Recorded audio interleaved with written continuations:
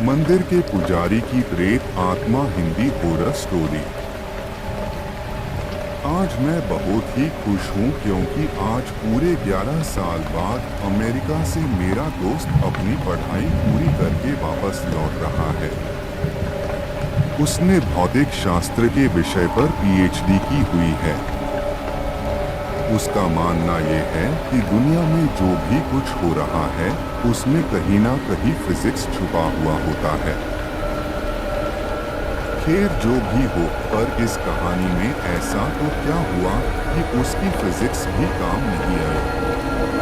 चलिए आज हम पूरी कहानी बताते हैं। जब वो अमेरिका से वापस आया तो सीधा मुझसे मिलने के लिए मेरे घर पे आ गया और आकर ही मुझसे गले मिल गया। मैं भी उसे देखकर बहुत खुश हो गया। मैंने बोला, अरे शिवम, अमेरिका से कब लौटा? मुझे बताया भी नहीं, आज ही लौटा हूँ। तुम्हें सरप्राइज देना चाहता था, इसीलिए मैंने तुम्हें नहीं बताया। और बता, क्या हाल चाल है? घर में सब कैसे हैं? मैंने कहा, सब बढ़िया है और घर में भी सब अच्छे हैं। तू बता, तू कैसा है? तुम्हारी पढ़ाई पूरी गई क्या? हाँ, मेरी पढ़ाई तो कंप्लीट हो गई और अब मैं हमेशा के लिए इंडिया वापस आ गया हूँ। अब हम दोनों मिलके खूब मस्ती करेंगे। मैंने कहा, ठीक है, पर आज तुम्हें मेरे घर पे खाना खाने के लिए आना पड़ेगा। वो बोला, जरूर आऊँगा। और है, उसके बाद हम कहीं घूमने के लिए जाएंगे, कुछ तूफानी करेंगे, ठीक है ना? मैंने बोला, ठीक है। उसके बाद हम दोनों ने रात को खाना खाने के बाद हमारे गांव के पुराने मंदिर में घूमने के लिए गए। मैंने बोला, शिवम, क्या तुम्हें पता है ये मंदिर बहुत ही ज्यादा प्रचलित है?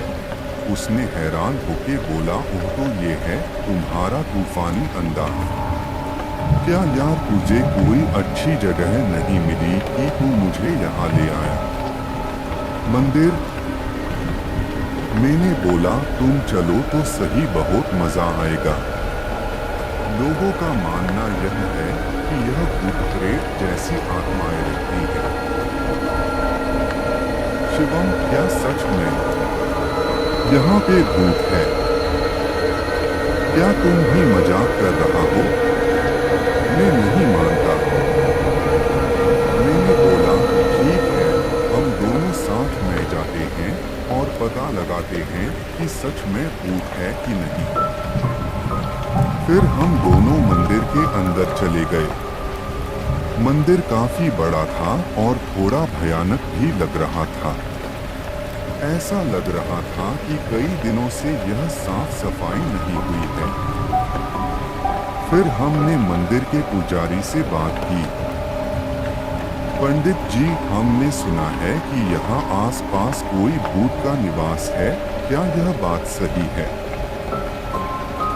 यह सुनकर वो पुजारी हमको घूरने लगा और बोला, चले जाओ यहाँ से, ये जगह तुम्हारे लिए सही नहीं है। मैंने बोला, क्यों पंडित जी? पंडित जी, आओ मेरे साथ, मैं आपको बताता हूँ। इतना कह के वो हमें एक कमरे में ले गया और हम जैसे ही अंदर गए तो वो पुजारी ने बाहर से उस कमरे को लॉक कर दिया। यह देखकर मैं और मेरा दोस्त शिवम घबरा गए। वहां पे अंदर जाके देखा तो हमारे तो होश ही उड़ गए। वहां उस रूम के अंदर कई सारे कंकड़ और हाड़पिंजर पड़े थे और बहुत ज्यादा गंदी बास आ रही थी। उतने में ही पीछे से दो बड़े और भयानक दिखने वाले आदमी आए। उन्हें देखकर ऐसा लग रहा था कि वो कोई साधारण इंसान नहीं बल्कि मांस और खून पीने वाले नरभक्षी हैं। यह सब देखकर हम बहुत डर गए। हमने तो मान ही लिया था कि अब हम जिंदा नहीं बचेंगे। फिर उन दोनों ने हमें कस के पकड़ा और हमें एक कोने में गए। फिर हम दोनों बहुत चिल्लाए, बचाओ बचाओ, लेकिन कोई बचाने के लिए नहीं आया। इतने में ही वो पंडित जी एक बड़ी चमत्कारिक तलवार लेकर हमारे रूम में आए। फिर उन तीनों ने रूम में आग लगा के मंत्रोच्चार करना शुरू कर दिया। हमने यह सब देखकर डर के मारे और ज्यादा जोर जोर से चिल्लाने लगे। ठीक उसी समय किसी ने बाहर से हमारे रूम का दरवाजा खटखटाया।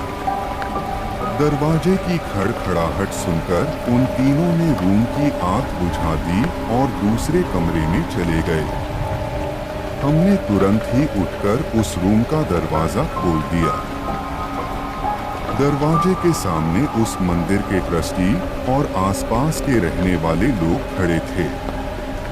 हम कुछ बोले उससे पहले उन लोगों ने हमें धमकाना शुरू कर दिया। तुम दोनों कौन हो? यहाँ मंदिर में चोरी करने के लिए आए हो?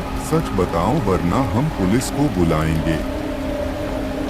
हमने सब सच बता दिया, लेकिन उन लोगों को हमारी बातों पे भरोसा नहीं हो रहा था, बल्कि उल्टा हमें डांटने लगे। तुम दोनों क्या बोल रहे हो? नशा करके आए हो क्या? ये मंदिर कई सालों पहले खंडेर हो चुका है, यहाँ कोई पुजारी नहीं है। अब चलो यहाँ से वरना हम पुलिस को बुलाएंगे। यह सुनकर हमारे तो होश ही उड़ गए, क्योंकि हमने अभी तक जो देखा वो कई इंसान नहीं बल्कि उनकी प्रेत आत्माएं ही। हम तुरंत ही मंदिर से बाहर निकल गए। बाहर निकलते समय मैंने मंदिर की खिड़की से अंदर देखा तो वो तीनों वहीं पे मौजूद थे और मुझे देखकर हंस रहे थे। मैं और मेरा दोस्त तुरंत बाइक लेके घर पहुंच गए। आज भी मैं